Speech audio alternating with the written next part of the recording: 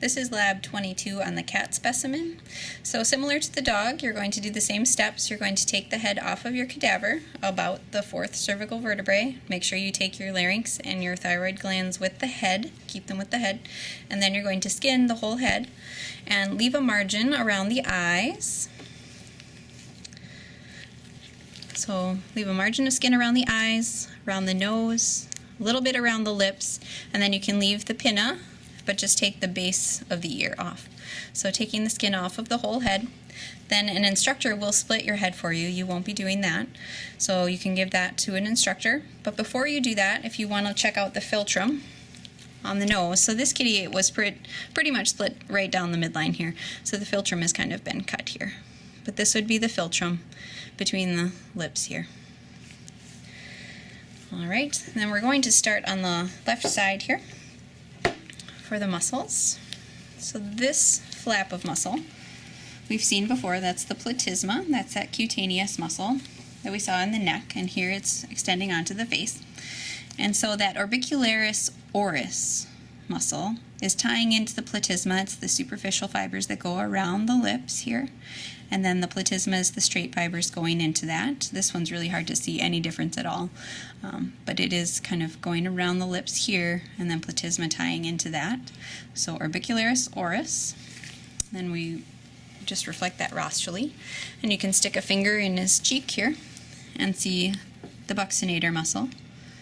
So this would be buccinator here underneath those cutaneous muscles. And then we have levator nasolabialis. So extending down the nose here, and it will go over to the lip. So levator nasolabialis muscle right there. All right, and then the eye, we also have a similar muscle going around the eye, was the orbicularis oculi. So very superficial, easy to take off with the skin. So try and be careful around the eyes, but the fibers going around the eye, orbicularis oculi. And then we have that little one with the really long name. So this little one right here is retractor anguli oculi lateralis, right there. All right, so our eye, we have the superior and inferior palpebrae, so that's just the upper and lower eyelids. Those come together at the commissures. You have a medial commissure here and a lateral palpebral commissure here. So that's just where those two eyelids come together. The space here, the opening, is the palpebral fissure in between there. So in between upper and lower is the palpebral fissure. And inside the eye we have the conjunctival sac. So when the eyelid is closed, you complete that sac, and it's kind of almost like a bag is what I kind of compare it to. So the bag is closed, but you have in here, you have, if I can, no, you can't really see. So the lining of the eyelids is palpebral conjunctiva. So here and on the upper here. And that will then reflect back onto the eyeball itself. So here we have that plica semilunaris in the way again, that third eyelid right there. And so we can't get a good look, but here's a little bit of bulbar conjunctiva here. You can see right there. And so the junction of those two is the fornix. So that would be where the probe kind of is right there. So palpebral conjunctiva, bulbar conjunctiva, those create that conjunctival sac. Okay. So again, especially on the cat, the lacrimal caruncle and the puncta are going to be hard to see, so I like to say take a look at your own in a mirror and just take a look at the puncta and see those little holes that are going to be there. So you have a dorsal and ventral. And then in this kitty, I made another little window, and it's really tiny, so let's see if I can find it again. That opening, yep. Right there, I think. So right here would be that opening where the nasolacrimal duct is coming into the nose. It's very tiny and hard to see in a cat. So if you can't see it, make sure and look at a dog and try and see that there. All right, then we have our ear muscles. So here, I've reflected them, but these going rostrally toward the nose would be the rostral auricular muscles, so right here. You can just reflect those towards the ear. And then you have these connecting caudally here to the ear. Those are caudal auricular muscles right there. And then again in the cat you do have that scutiform cartilage.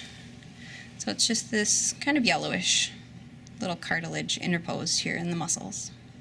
So you can look for that. It's easier to see in a dog than a cat. Alright, now we're on to the lips here. So we'll talk about that vestibule again. So here, outside of the teeth but within the lips is the vestibule. And then inside the teeth here, so this space is the oral cavity proper. So outside the teeth but inside the lips, vestibule, and here inside the teeth, oral cavity proper. Then we have the tongue. So I'm going to switch again to the other side. My tongue ended up mostly on the other side again. And here, the tongue of the cat is a little bit different, not a lot different, but a little bit, than the dog. And so we have the root, same thing as the dog, body, apex is this free end here. And then the papillae. On the cat tongue, it's similar to the dog, but a little bit different. So here on the apex, we're going to look, these would be filiform here, and then interspersed, just like in the dog, you have these little tiny bumps that you see that are fungiform. So here I'm going to grab something a little smaller to point with. So like here, and there, and there. Those would all be fungiform, and then the rest of them covering the tongue would be filiform.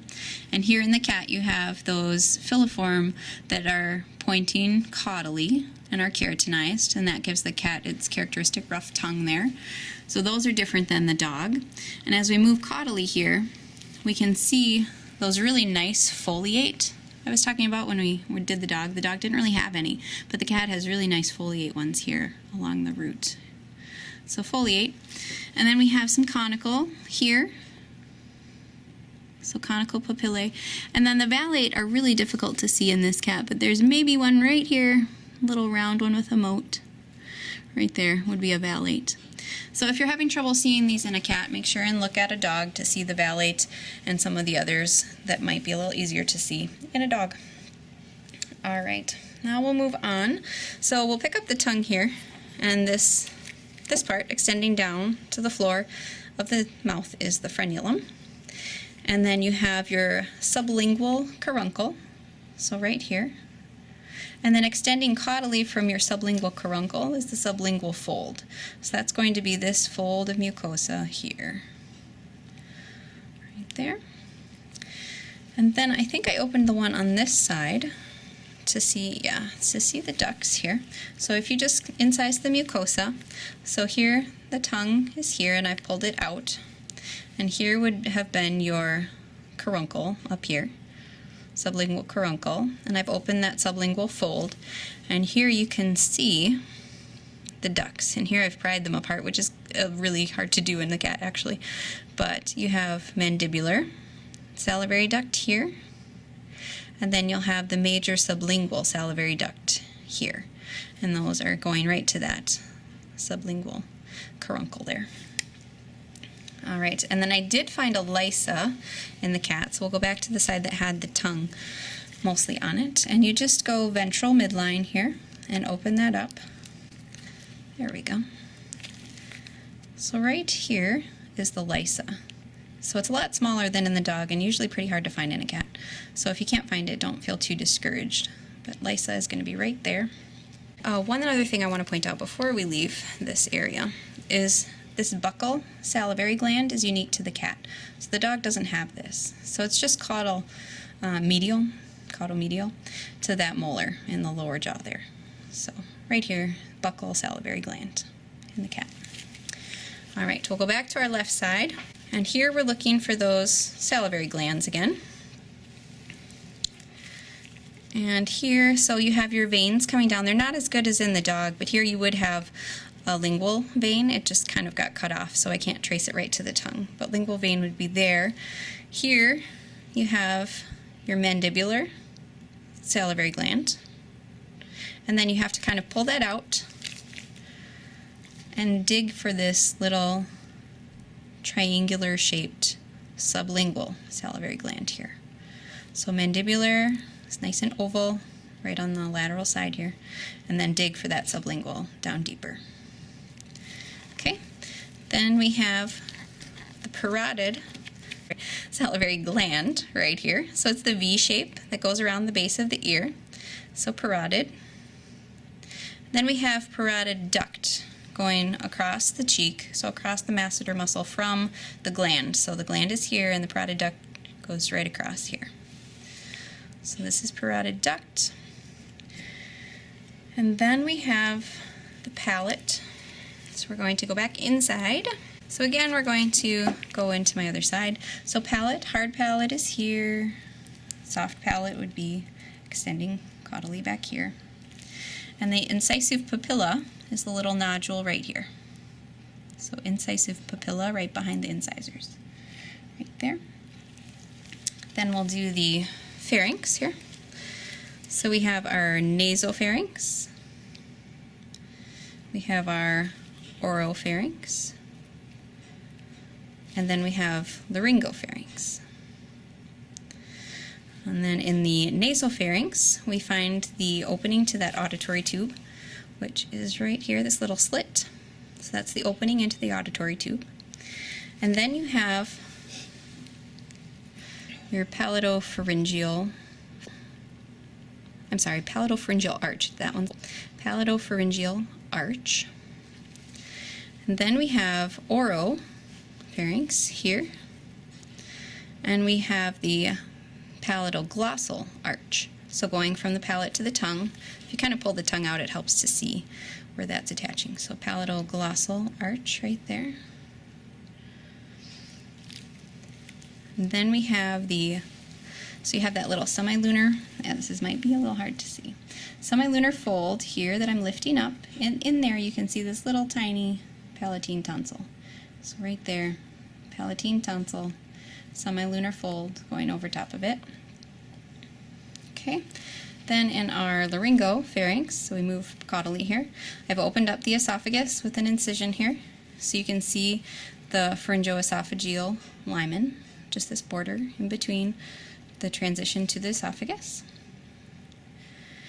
And then we have those pharyngeal muscles, so going just dorsal, and kind of peel the esophagus away from that connective tissue here, and those are even harder to see, I think, in the cat than in the dog.